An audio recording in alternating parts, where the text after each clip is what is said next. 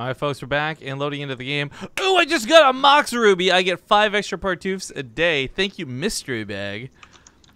But it is the last best of 3, the last qualifying match for the Road to Dreamhack Qualifier number 1. Spawning in the bottom right, he recently won our hearts over with several of his performances over in Dreamhack Austin. And since then has put on some pretty good games. We had a great show match with him versus Peely, if you guys remember, too. So we know his ZvP is good. In the bottom right, it is game time. In the top left, as the blue Protoss, an oldie but goodie, it's HerO. Yeah, now this is, of course, not the root hero that we've seen be a crazy monster.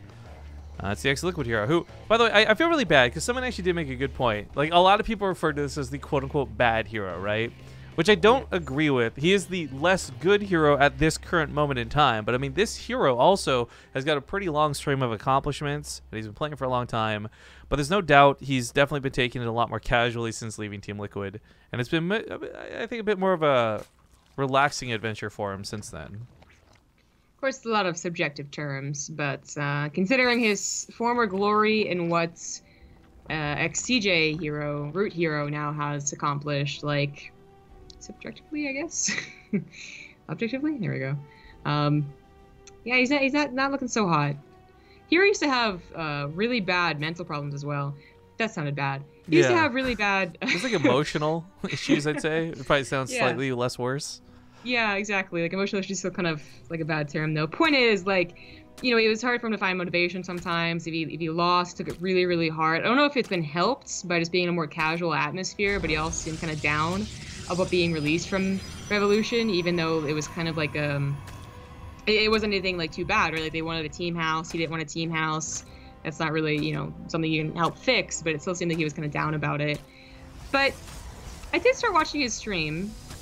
When he was streaming, and he was quite nice. You know, he was trying to learn English. He was trying to be happy and interact with people. It's such a different person now, though, from what I remember 4 or 5 years ago. So that's where I think, like, honestly, there's a lot to be said about that, being more relaxed. Like, you are less hardcore, but you don't want to kill yourself every day playing this game. Another example I would give is, like, Nathanius, right? He got the announcer pack. He hasn't been playing as much lately. We know that he's not like the hardest core passion player in the world, but he talks regularly on his stream about how he loves playing StarCraft more now because he doesn't have to be so hardcore about it. Gets to relax a bit, take a bit more of the streaming angle. Like, and I think that applies to a lot of people where your heart's still going to be in the game. You still want StarCraft 2 to be StarCraft 2 and be great, but sometimes, like, it is about taking that breather. Yeah. Well, regardless, it's a lot of analysis for HerO. The thing is, I'm more looking towards game time for this, right? HerO, former glory, current glory, whatever the case may be, game time has gotten our radar in a big way lately. And again, a lot through ZvP. Yeah, I guess emotional analysis would it be called. But I was going to say, game time looking pretty good lately. Just, you know, his performances getting, defeating better and better players every single time, like his Austin performance, but elsewhere as well. And he does seem to be, I don't know, kind of like what I've called the, like, reverse hero 4 or 5 years ago. Like, game time always seems pretty happy and, like, you know, chill with losses and, you know, not too down on himself, but she's going to, like, improve and have a fun time. So I really want this guy to do well. It's like the reverse Flash. Oh, is it like a Flash thing? Is that actually a thing? Yeah, it's like the villain is called Reverse Flash. Yeah, that's what I thought. I just, you know, I'm not watching any of that. Okay, it's a terrible TV show now, so it's not worth it. I know. Yeah. I think at one point at Gameland, you were like, you should watch us. They don't just constantly say it's a bad TV show, and you're like, yeah, actually, never mind. But yeah, so game time, I'm hoping for good things. I think he does defeat HerO, but honestly, you just don't see HerO very often. So, you know, when I've seen, it wasn't the most consistent play, whereas game time's getting more and more consistent. I have no idea. Taking some damage from the Oracle, but the good news is it looks like game time's going to be able to stall out HerO's third base. He already has Lings. Yeah, just go the probe.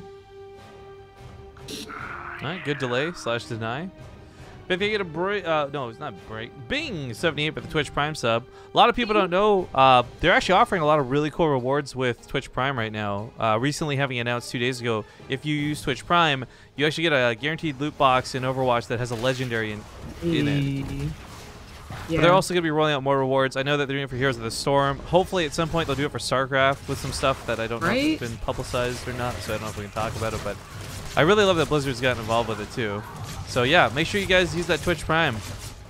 And if you don't know if you've got it, go to twitchprime.com. There you go.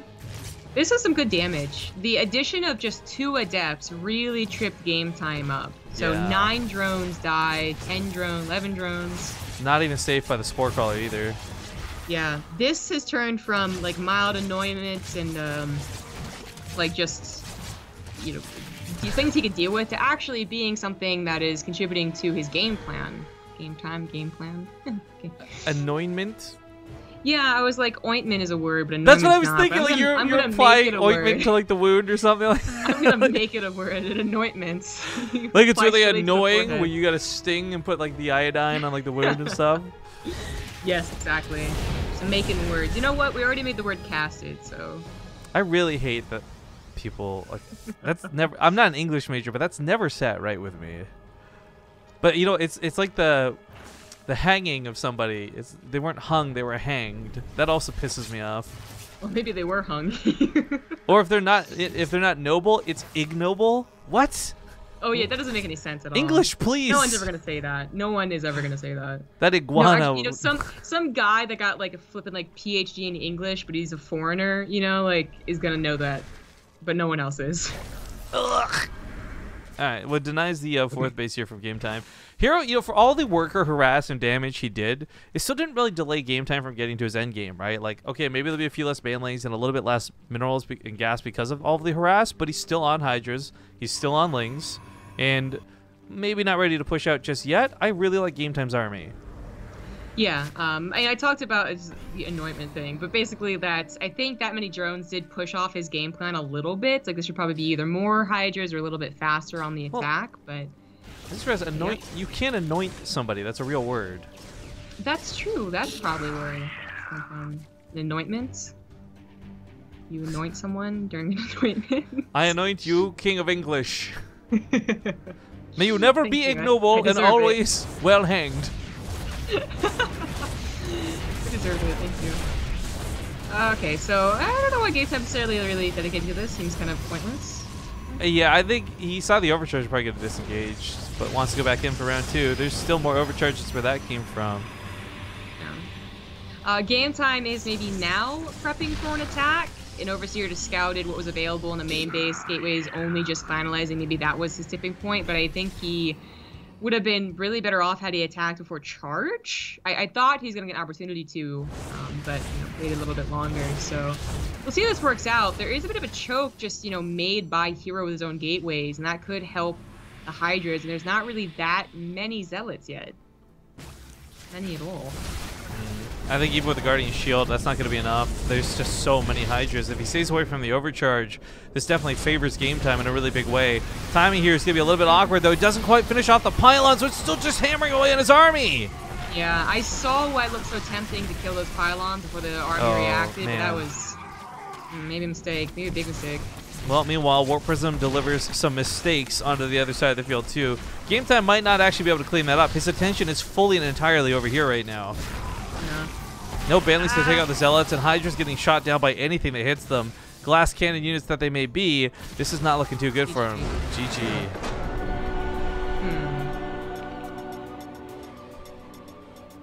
Oh boy. Well, that was a bit rough for Game Time, but a nice victory for HerO. Yeah. I think the Oracle and Adept already messed him up, but then I feel like he was a little more patient about it. Like concave instead of just a group of Hydras, or focus fire instead of diving.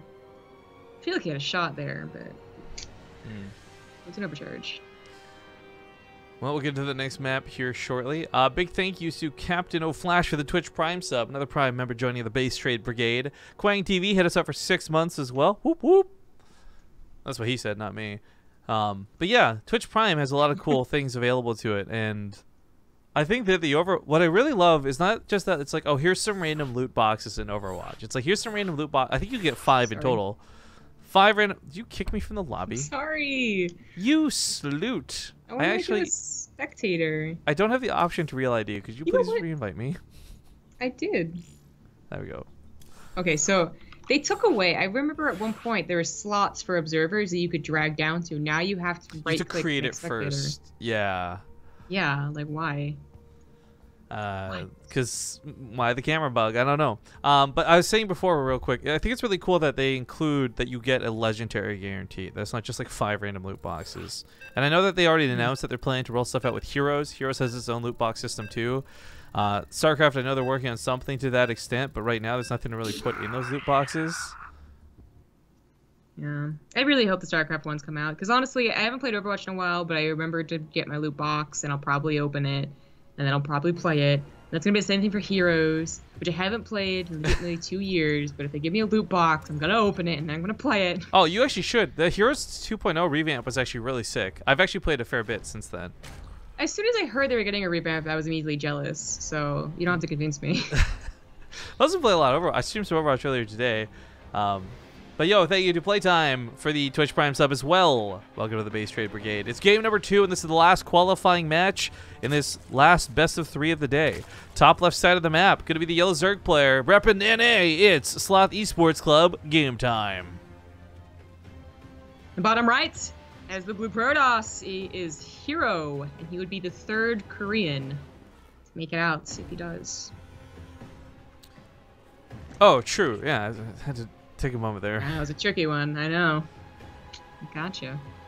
Well, the nice thing is it is online play with server preference to the America server. So, even if you are worried about fighting against the Koreans, you will always have a little bit of a home field advantage. And, I think Nerchio was one of the people who said it in an interview recently, and a couple others have sort of mimicked the words, where it's like, the gap between foreigner and Korean is really not that big anymore. And this obviously isn't distinguishing, like, low-tier Grandmaster versus like beyond, but I think top of the ladder players, top of the skill level players, they can really compete, and we saw a lot of that this weekend through Gameland. Which, by the way, if for nothing else, Gameland made me have like some more hope. Sure, the foreigners didn't like dominate the brackets by any means, but watching the games of like No Regret, for example, watching Peely like get to the top 4, there was some legitimate hope where I'm like, man, and these are just like probably not even the best players I would consider, because the best players were in Jönköping. So to watch like some, I don't want to call them bad, it's not true, but like the second tier of like top NA players go in and like actually compete against Koreans, I want to see more of that. And now I'm so sad about the region lock. I was so blasé about it before, but now I'm like really like, fuck the region lock. Well, that's the fact that I really would miss, and I said I would miss with the region lock, and I do miss, is having the Koreans over and having the Korean versus foreigner offline, but also just being able to meet your favorites, really. You won't be able to otherwise. Well, fingers crossed that some of them make it over to Atlanta. If the prize pool is big enough, it might actually attract them. Yeah. I mean, it's attracted some of the guys, well, I don't know about the, without qualifying for this event, but maybe. And I was also going to say that, oh, shoot, what was I going to say? Actually, so the road, while you think about that, the road to Dreamhack helping provide up to $400 in flight costs and stuff for the players raised here through Matcherino.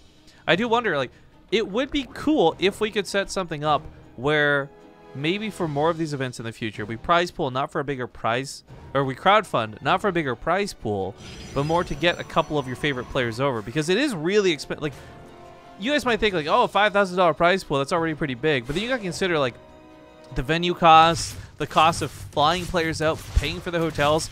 Like, you'll see a $5,000, $10,000 prize pool, but there's like $30,000 in costs on top of that.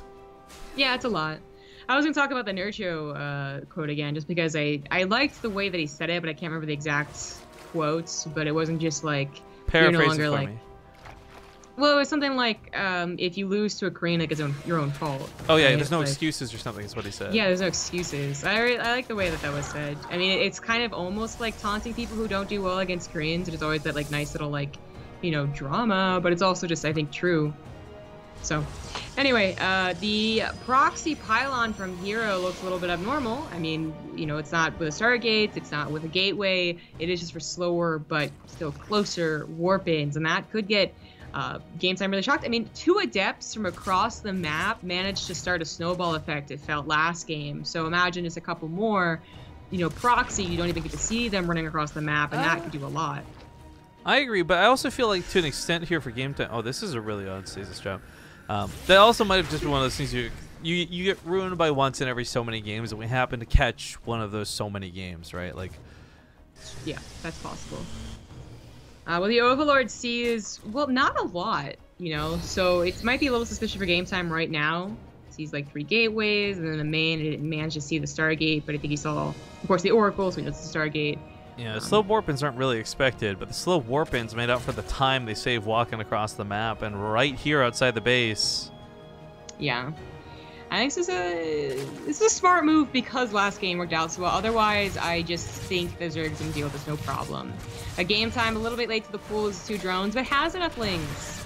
Yeah. That is, yeah, the Oracles had to have been here to help out a little bit more. As of course he'll lose said lings, but he just made a big round of drones thinking this was it, not realizing Oracles would be a bigger part of the problem.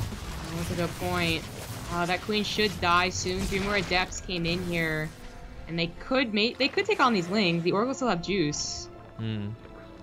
Proud Alum takes a stab at the boss. This goes on. Thank you very much, dude. I think the Adepts are a bigger danger than the Oracle at this point, though, really. Just because if they get to the mineral lines, they hide between those spots, they're so much harder to clean up. Whereas the Oracles, they're out of juice. They can't really do much, right? Yeah. Really, game time, not with that thorough scout. I feel like if he had literally seen every single part of the base, he would have been like, where is the additional tech, you know? Because only as this attack was happening did HerO throw down everything at once. Nexus, Forge, by the Council, Robo, now a couple of gateways. You know, it was really going all down at once, but without that full scout, he probably just figured like, oh, Stargate open into a fast 3rd base. More worried about the 3rd base than he was about losing 15 drones. And now he really can't, you know, he can't really threaten the 3rd base anymore. He can't make that many lings. He has to remake the drones, which he's already done, mind you. He's like, actually been making them as he lost them, so he's already back up to 66. By the way, big shout out to Proud Alum. 100 bits, takes a stab at the boss. Riomar might actually die. I didn't think he would. He had so much health at the start of stream today. It's kind of crazy. I kind of want him to just because I want people to use the new boss powers, but it might be too late for the stream. Either way, we'll see if he goes down between today and tomorrow because he'll be like for the Corsair Cup in the morning. Hi, Julius on the way. You know, all things considered, Game Time may have made some errors in terms of like making drones instead of lings, dying to the Adepts. But you know what? He still came out of this with about the same worker count, the same base count as his opponent. Which maybe isn't the best thing for Zerg, but it didn't put him out of the game. Like, this was an attack that I thought was going to snowball so much harder than it did. One concern I do have, though, is he still hasn't cleaned up that pylon. In fact, does he even know about it? No. No. So the timing on the reinforcements should be suspicious, but he's just not thinking about it. Oh, we almost got there in time to see some dank memes in the 3rd base. That Baneling Waddle could have killed a lot of probes, but he's got round 2 ready to go. So even if he has to bust up through the northern pylons to get to those probes, it's scary for HerO. He can't really be, I guess, distracted. In fact, there we go. I love the wall coming down. Yeah, very safe maneuver. Think of Hellshock 87 for the new Twitch Prime sub. Twitch Prime hype. But, yeah, I think, you know, I talked about Game Time was making the drones as he lost them, so it really wasn't that bad. His gold base finishes up, too, and that's really, really nice. Oh, hell, if this street's up for the South in the Sentries, that wouldn't be too bad either. That Archon surround was kind of cool. It was also kind of unintentional. It was, absolutely, but it was kind of cool. But anyways, I think what it did is that, you know, HerO didn't have to really be worried about being attacked because so many, you know, larvae and so much money went into drones. So he's the one attacking now into Game Time, hoping to still catch him while he's building units, but they're not quite ready. They don't quite have their upgrades. Would this be perfect or not? He finally finds that pylon. Yeah. Shout out to HerO for paying attention. I really thought those 2 Banelings would get a lot more damage done. This seems to be a very popular way in the last, like, 2 weeks to play ZvP, by the way. Get 2 Warp Prisms, attack on the main, and then have a big old attack with the 3rd base. And it's been very effective, but maybe not effective enough for HerO. Stasis traps also shut down the gold base in a bad way. Yeah. Oh, no, his Warp Prism died. That wasn't... I don't think this is good enough. Okay, well, second Stasis trap, that's really good. That being said, having lost the force on the main, now Game Time can concentrate all of his efforts down here, and his army supply is definitely better once he gets freed from those stasis traps. Oh, absolutely. But another stasis trap goes down. His Warp Prism is still alive. I guess HerO doesn't quite have enough reinforcement power. Like, I feel like there should have been round after round of charge lots helping this and making it, you know, buffer, but it really was only about the Archons and the stasis traps. Yeah. If there's like 8 to 16 zealots that are also there, I think Game Time stasis trap, like, he just loses. The stasis traps are so good. That was a scary moment. There's no question about it. There were rocks down there to break? Who does that? Isn't it better for him not to do that? It's kind of like how there's 3 gases at one of the bases that a lot of people don't know about. What? The game just never gets pushed out this far. But oh, I hate this map. Freaking out, man. Alright, well, HerO, he did lose the frontline army, which I think was definitely an overcommitment. Once he could not charge lots, he should have backed off. Oh he my was god. building back at home with the 4th base, and yeah, barely saved that warp prism. That's not what saying. He almost lost it, I'd say. Throwing it right into it, but Revelation comes down. No stasis traps over here, and he'll find a nice cutoff point to choke off between the 2 bases. But GameTime's got to be careful. He's giving these Banelings into Archons. He wants to save these for any charge lots that might be coming out. Oh, but HerO is so underprepared for this. But he doesn't know that coming into it. There's no scouting for GameTime. Like, that was a big giveaway. HerO has so many minerals, yet so few charge lots. Oh, I think he was hoping to go for a big warp in. Yeah, I guess some of his production went over there, but I feel like he's just accidentally skipped around to production. Like, he should have 2,000 minerals of charge lots taking out all these Hydras right now. Yeah, maybe. These new warping ones will clean up the attack on this side. GameTime busting into the natural, trying to take out the Robos. I mean, he's killing a lot of production and killed 27 probes, so it's noteworthy this attack did some serious damage, but he loses a lot of momentum. If GameTime loses his 4th base, and if that Warp Prism lives to, you know, warp in once again, I think HerO can bring it back, but yeah, he was on 8 gateways. That really isn't that bad of production. I think he just was missing some with his Oracle micro. Felt like a big mistake. I lost his Cybernetics score. Hydras unfortunately move commanded, not attack commanded, so they go down. Without a fight. More Banleys have been made though, and so much of this game, the upgrade emphasis has gone into the melee, so we finally have those ranged weapons coming out for GameTime. I always find it interesting that this is the case for Zerg. They'll get the +2 because there's some priority on Banling hits for things like probes and zealots, but the game's usually about the Hydras, and Hydras have more Hydras, so it's always weird watching those upgrades come down so late, but he's finally got them coming out. +2 on the way. He's got a lot of Archons he's still got to contest with. Yeah, and also Storm now. HerO, I think, has finally had enough time to breathe to warp in High Templars without immediately turning him into Archons. He saw that stasis trap too. That's what he really needs to get. Even with Archons soaking Banelings, he would, you know, definitely prefer to use the Storms on them first and foremost. Yeah. He's got about 3 of them locked and loaded. There's one of them. He's losing all of his probes, just a handful of lings here. Yeah, 10 already went down. Yo, he did transfer to the base up in the upper right, but yeah, this base is still an important one. Not wanting to just give away. And GameTime, I think, is a little bit too much in that supply. 90 to 29 as far as army goes. Yeah, and losing that 3rd base is a big deal. HerO has charge lots, which he's now putting all of his money in Joe's production in. And that's all offensive too, not defensive, which could be a problem for him. Now warping in a couple units at home, but is it too late? Big Storm hits these Hydras. Charge going to be able to tackle down 3 or 4 of them. Instant kills. Yeah, this is the scary army is really about charge lots. Every time I look at HerO's army and it's like 6 Archons and nothing else, I'm like, well, that. I mean, Archons are scary, but like, I really thought charge lots were going to be the bigger deal in this game. They just weren't, especially because I was also like thinking about it. You know, GameTime without any carapace upgrades, Lings have always been really bad against them. Kind of smirking here, but there's a Lurker Den on the way behind this. This is going to be necessary. GameTime now on another base too, like not just the bottom left, but plenty of room to saturate. 63 drones isn't that impressive, but it's good economy behind this, and HerO should die in this. Should. Well, it should, but like the army supply gap hasn't proven to be that big of an issue so far. Storms have been doing a great job at bridging the gap. The reason I like Lurkers a lot is they're a little bit more durable. Obviously, they've got some range, which is cool, but there's also like no detection for HerO. This game hasn't been a detection game for him, so he's going to come into this with no observers. All the revelation, excuse me, the oracles have been killed, so there'll be no revelation. I think the stealth element of Lurkers is going to be the most dangerous part of this. Yeah, and you know, we talked about GameTime's upgrades a little bit. He's not 2-2, both attack. HerO is only on +1. You know, 14 minutes into a game, you expect it maybe like +2 at the very least. If not, like +3 would be awesome to have. So he's not looking so great. Really, his best bet are those Storms. GameTime, you know, move commands, A moves with one big ol' hotkey, and he could lose his 50 army supply lead. Well, same thing can be said about HerO, though. If he's not paying attention, this Lurker's down, walks into him, feels bad, man. Well, there's no armored. You know, actually, it's funny to consider. There's almost no armored units in this composition with Zealots, Archons, Templar, etc. But it's not about the the armored versus not armored value. It's the splash damage that's really going to be what locks down these lurkers. Because you're going to have Baneling splashing, you have lurkers splashing. There's going to be so much area of effect damage. Even though there's a very small army for HerO, it's all going to be getting hit at the same time. Yeah. Man, if HerO can bring it back, this would be one of the best comebacks I've seen in a while. You just had your dirty spoon stolen by Terminator. How does that make you feel? I feel really sad right now.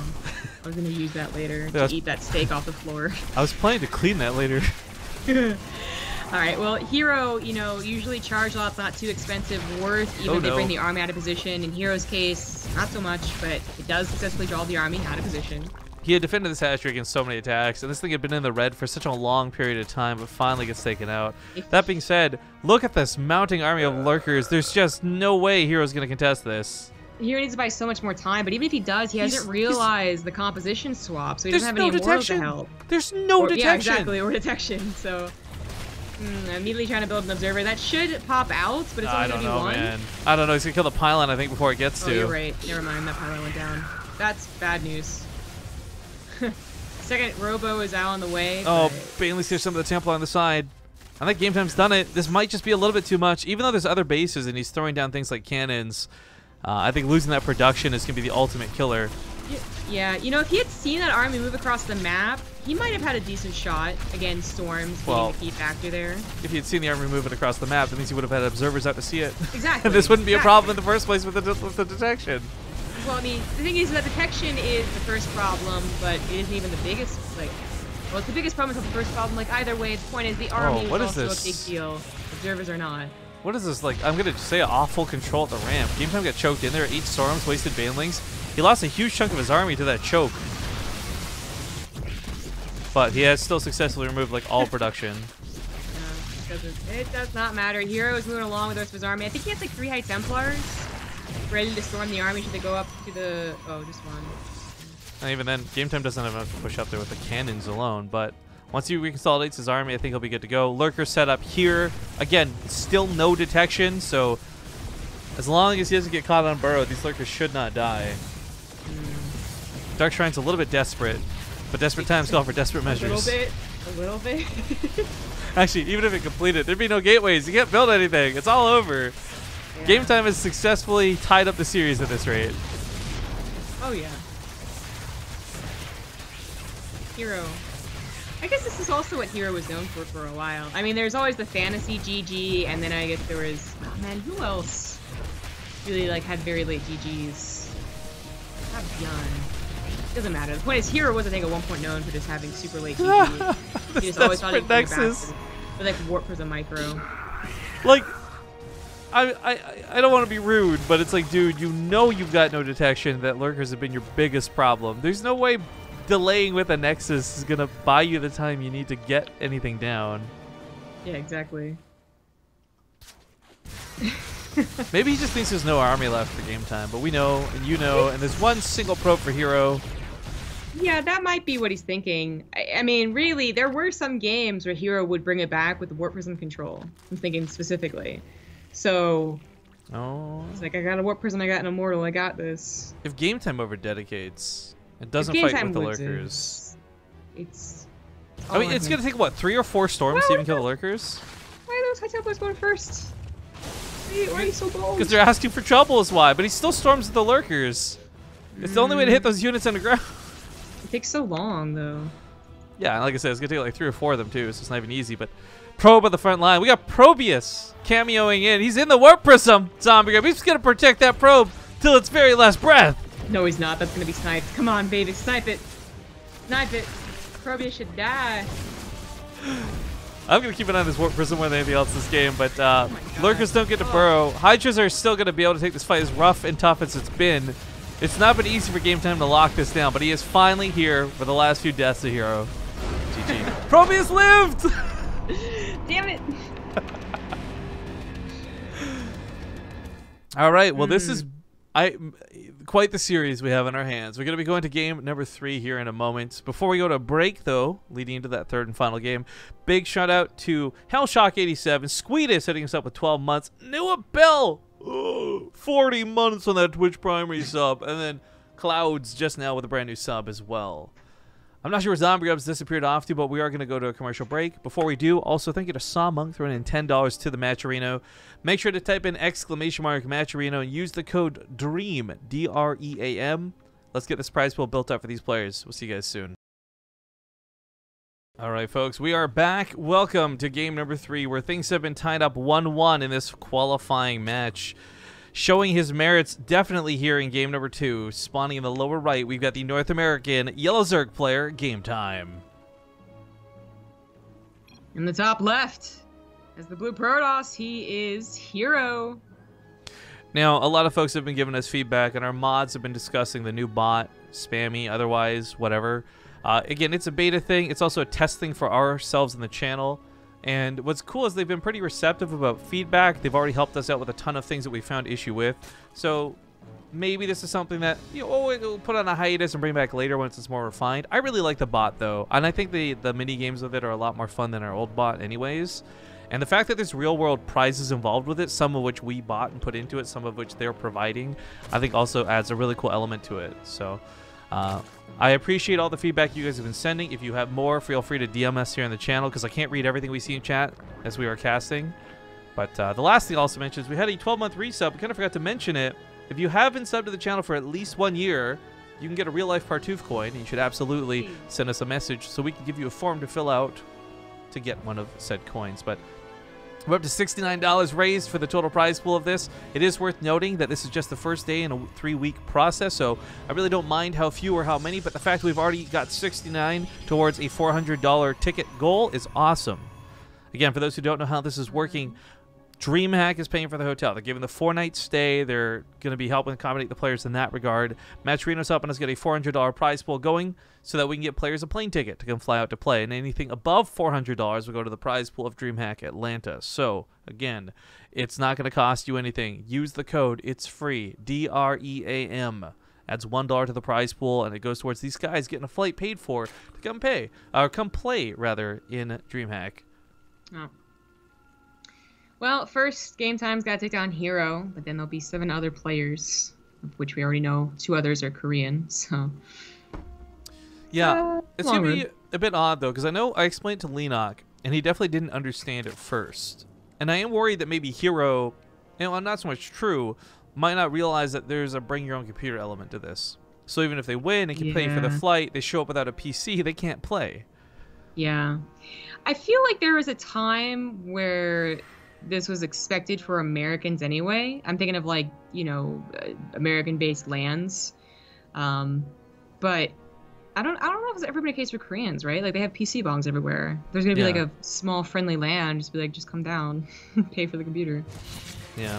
I mean, the other thing too is like we've looked into the cost of trying to rent some PCs and do other things, but right now it's not in anyone's budget to do that. That's why it is a BYOC land, guys. Yeah. Which, laptops aren't so bad actually if you have a decent one. But bringing your own computer, like, especially with how I say it's not in a mean way, but needy players are like, they need a 144 hertz monitor, and they need this elbow space. Like, for us who are casuals, we're like, that's whiny, but for players, it's like required, and we can't provide any of that right now. So, yeah, we're doing what we can, though, guys. We are working behind the scenes to try and make something happen to accommodate folks. But all right, Pylon kicks off over here, and maybe HerO slow warp-ins will catch GameTime off guard again. I mean, the Adepts did a great amount of damage, even though it wasn't what won the game or lost the game for him. Right, like that last game started off, it ended up being a 17-minute game, but that was a lot because GameTime spent like 7 minutes killing them. But the start off actually was not so bad for HerO, who did manage to collect quite a few drone kills. I think there was just a point where he just didn't macro correctly, really, whether it was he needed more gateways or he needed to produce those gateways more consistently.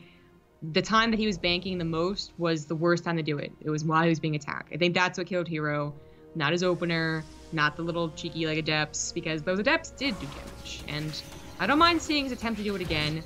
I'm a little disappointed though that GameTime isn't better scouting for it though. I feel like if this was Lenok, it'd be a Ling scouting specifically, trying to kill it before it even gets up and running. Oh well. 2 Oracles and these Adepts. It's a dangerous combo, and it's been proven so far in the series that this causes damage to GameTime. But this time he's not caught droning. This time he's caught making Lings. So he should be able to ideally fend this off. In fact, he's already dealt with the Adepts pretty much. Right, yeah, so far a lot better. You know, another issue with those adepts were that the second, third waves were getting in the mineral lines without being attacked. Actually, he's probably wishing he had just droned this time too, as he goes into it now, saying like, this is a lot easier to deal with. Yeah, right? Hopefully he does send something to kill that pylon too. Well, some folks are asking about where to put the code in. If you click contribute, it'll auto scroll you down the page where you can type in the promo code. But we'll show you after this game if you guys are still confused, because every little bit counts, every little bit helps. And the biggest thing is it doesn't cost you anything. This is the one thing we always love that Matcherino does. You don't have to enter in payment information. You don't have to enter in personal information. You just enter in the code, and it's all it takes. Yep. Easy peasy. Alright, so getting started with the 4th base. HerO saturating his 3rd. Once again, throwing down all of the tech at once. So, I feel like if Game Time wanted to, he could maybe hit before charge was done. That's not what he wants to do. And more of a macro game. Get up to like 70 drones, maybe. Yeah. Really just a waiting game now. Game Time's going to try and do something with Lings, but I doubt it'll be possible.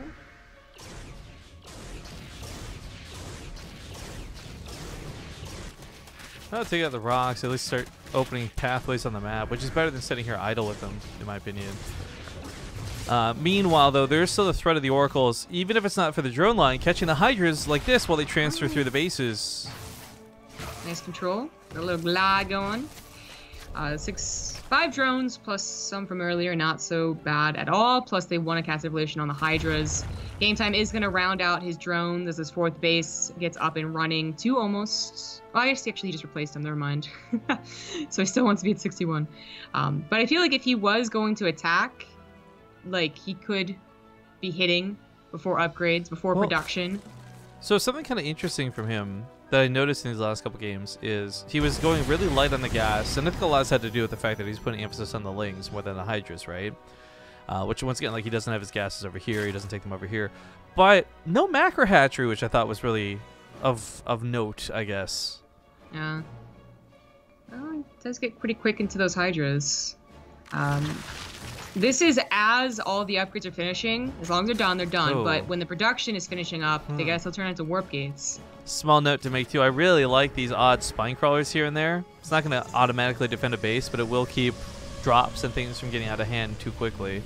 Storm's not done for this attack timing, though. It's mostly just overcharge, and HerO might not be well prepared enough for this. The Bandits go for the Zealots, but I kind of wish they'd just take out the pylons. Yeah, there we go. Yeah, I do like his choice from Game Time. He doesn't have any upgrades. If he didn't work, he would be behind in, you know, that department maybe. But HerO just was caught right before everything important had finished. Mostly his gateways production. I love this. No warp-ins before this attack happened. I don't know if that's intentional or not, but the essentially baneling force fields keeping the Zealots back, let the Hydras just run wild with everything. The Nexus gets destroyed. HerO's left with not enough army to fight with. Although he might have upgrades and things like Storm on the way. He just doesn't have enough units. No, he doesn't. There's no follow-up, no matter what damage he does with this. I think Game Time's got it. Yeah. It's going to be it. Game Time will go on to the round of 8 qualifiers. HerO will have to try again in like a week. Yeah, so again, next Thursday, 5 p.m. Pacific, 8 p.m. Eastern Time. It's open globally. Any player from the world can play, but it is supposed to favor North Americans. This is a North American event, after all, happening in Atlanta. So you will be playing on the North American server at a more North American-friendly time, but anybody can come play, and I hope others will at least try. But it's cool, so that we got... not Korean dominance here, actually. We got Peely Peely and Game Time repping that NA blood, with Lenok and True being the other half of it. And True is kind of like, call them like half and half. It's like 1.5 Koreans made it through, and then like 2.5 North Americans made it through. Exactly. But it is worth noting, to explain to you guys before we disappear, to our ad break here. These guys, even if they don't win the trip, right? If they still find their way to come to attend, like let's say Game Time doesn't win, like he can still be seeded into the tournament, so he won't have to go through as much muck-a-muck as everybody else. Because we still don't know the format, we still don't know how many days it'll be. We are doing our best to make it the biggest, best thing we can do, but it is so much dependent on how many people buy the player tickets. Are there going to be like 7 people who show up to the BYOC? We don't know yet. That's part of it.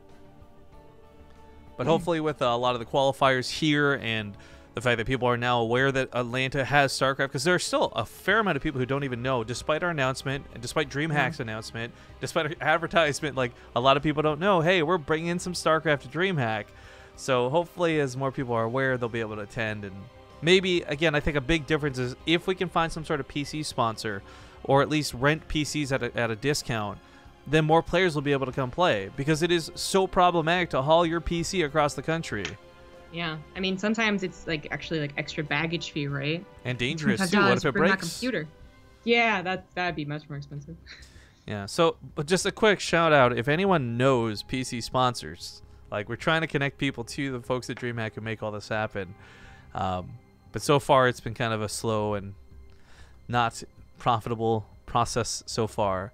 But I know that DreamHack's like even offering people to allow them to buy like a sponsor booth to sponsor like the BYOC area too. So it's not just like, oh, hey, you donate some PCs for free. Like, you could actually set up like a whole booth and everything, which would be cool. Because the thing is, DreamHack Atlanta's also got Dota and like a lot of other big games. So it's not just going to be like this weird little random StarCraft event.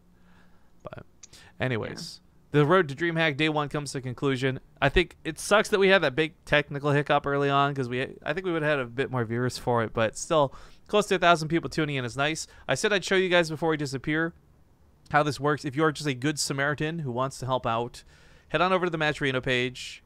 In the top right, whoops, sorry, excuse me, I got ahead of myself. Top right, you would click sign in. Actually, let me just sign out and show you guys. Easy peasy. Sign in, logs in with your Twitch account, you hit contribute, use the code DREAM, it'll add $1, and you hit donate. Now I already did it, so it's going to error for me, but if you guys do this, you can help build up the prize pool. $75 so far out of a $400 goal is not too shabby, and it's not bad for a first day in a 3-week process. Yep. That being said, thank you guys so much for tuning in today. We're going to go to commercial break. I'm going to ask Zombie up something, so don't disappear too quick, guys, but our next cast is going to be tomorrow morning, 10 a.m. It's going to be the Corsair Cup group stage. Which actually, who's playing tomorrow? I didn't put that on the Team Looker calendar, did I? No, I'm complacent and lazy, and I should do that. Corsair Cup. I think it's Nurchio's group, though. I feel like that's what we talked about. No, we already cast Nurchio. That's right, Snoot and them. It's actually going to be Mana, Bly, Alive, and Showtime. That's actually Cool. really nice. Bly had a really good performance in Yunshipping, too, so... yeah, be sure to tune in tomorrow morning, 10 a.m. Pacific. But yeah, be back in a few minutes, guys. All right, folks, we're back. So I was trying to see if Zyber wanted to stick around and maybe play a couple of 2v2s. I mean, this was a short cast after all, but Fear Dragon is lost cause and he needs help getting to his hotel, I guess. So they have some real-life things in Korea to take care of. Feels bad, man. But we'll be back tomorrow, as we said, for the Corsair Cup. Should be some pretty good times. Again, Showtime, Alive, Mana, and Bly. I think it makes for a really great group. It's 5 best of 3s. And, yeah, it should be pretty fun. But thank you guys once again for joining us tonight for the first of 3 installments of the Road to DreamHack. I hope the next one's just as good. I know that a lot of players like Jon Snow and some who couldn't compete tonight said they wanted to definitely compete in the next one. They just couldn't because of this was, well, kind of last minute and they had other plans. But the next one should be pretty good. The Road to DreamHack Atlanta, though, a lot of people are saying they didn't, like, even after we mentioned it just now on stream, they didn't realize it was happening. Yes, guys, go to the DreamHack website, dreamhack.se. You can see the list of everything. It's July 21st through 23rd. We're going to be there live casting. It's going to be kind of a player pit area, so it's not going to be a lot to see, really, as the fans for day 1 or 2, depending on how many days we do. But for the finals day, we are going to be put up and propped up on that main stage, which I'm really excited about. So make sure to, I guess, bookmark that so you can at least tune in, if nothing else. Yep. But anyways, you released a video recently if people want to see more of your Korea adventures, right? Yes. You can follow me on YouTube, youtube.com/zombiegrub, going for Korean adventures. Recently released a video called Insadong. I think my next video is actually going to be about the trash in Korea. It's interesting. That was a really weird thing for me, actually, when we went. I remember, like, asking you, because I just couldn't process the garbage situation. I mean, there's garbage out in the streets. That's a whole thing, but also the way that you do it in your own personal home is really weird, too. So that'll be my next one. I know it sounds gross, but it's actually super interesting. And then just like co-op, tips and tricks, a bunch of different stuff up there. So follow me there. Follow me on Twitch, ZombieGrub, and Twitter, ZG Gaming. For me, guys, I really want you to follow the channel. We're getting closer and closer. At some point, I do want to hit 100,000 followers. I mean, we've got so many crazy views on the channel, which is awesome, but not so many crazy follows. And we actually have a large portion of our subscriber base, like I want to say a good 20%, who aren't following the channel either. So please hit the follow button, guys. Please make sure you do it so you don't miss out on any action. And hopefully you guys had some fun with the new bot today. I know that it's been fun watching some of the reactions in chat. I've also seen some feedback that people think it's too spammy. We're gonna try and find a middle ground, guys. We want to make this thing a real thing because I think it's really cool and adds a lot of awesome functionality to the channel. But that being said, there's not a lot more to talk about, so we'll wrap it up. Just make sure to check out the Matcherino page one last time. Use the code DREAM if you haven't already, and I guess just have a great night. We'll see you guys later, and thanks for watching. Bye-bye. Bye.